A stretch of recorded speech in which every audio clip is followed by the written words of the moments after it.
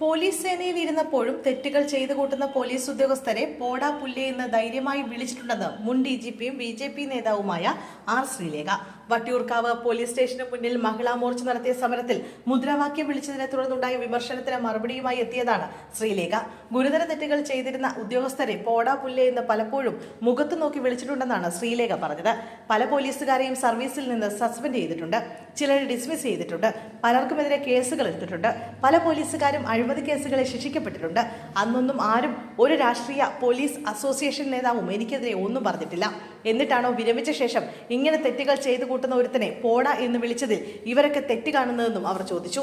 എന്തായാലും ചെയ്ത അപരാധത്തിന് വട്ടിയൂർക്കാവ് SHOയോട് അവധിയിൽ പ്രവേശിക്കാനെങ്കിലും നിർദ്ദേശിച്ചത് നല്ല കാര്യമാണെന്നും DGPക്കും കമ്മീഷണർക്കും നന്ദിയെന്നും അവർ കുറിച്ചു. പോലീസിനെതിരെ മുദ്രാവാക്യം മുഴക്കിയ ശ്രീലേഖയ്ക്കെതിരെ പോലീസ് ഓഫീസ് അസോസിയേഷനും CPM നേതാവ് PK ശ്രീമതി അടക്കമുള്ളവരും രംഗത്തെത്തിയിരുന്നു. പിന്നാലെയാണ് ശ്രീലേഖയുടെ മറുപടി. പോടാ പുല്ലേ പോലീസെ, കാക്കിയിട്ടൊരു ഗുണ്ടകളെ, കാക്കിയിട്ട തെമ്മാടികളെ, കാക്കിയിട്ടൊരു ഗുണ്ടകളെ, പിണറായിയുടെ തെമ്മാടികളെ, ഇങ്ങനെയായിരുന്നു കഴിഞ്ഞ ദിവസത്തെ മുദ്രാവാക്യങ്ങൾ. ഇത് R. ശ്രീലേഖയും ഏറ്റുവിളിച്ചിരുന്നു, അതും മഴ നനഞ്ഞ്. കേരള പോലീസിന്റെ ചരിത്രത്തിൽ ആദ്യത്തെ വനിതാ DGP ആയിരുന്നു R. ശ്രീലേഖ.